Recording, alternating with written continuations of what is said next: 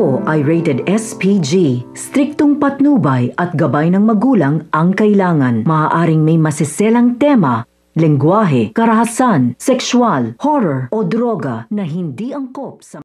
Muling sumiklabang digmaan ng salakayin ng hukbo ni Mitena ang kaharian ng mga sangre. Pinangungunahan ni Tonyo Olgana ang paglusob.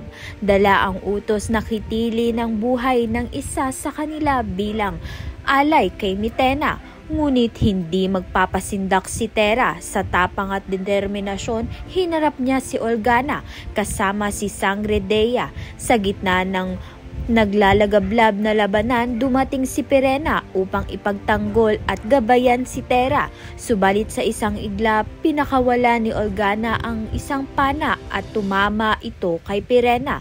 Duguan at halos mawalan ng malay si Pirena habang si Tera ay napuno ng takot at galit.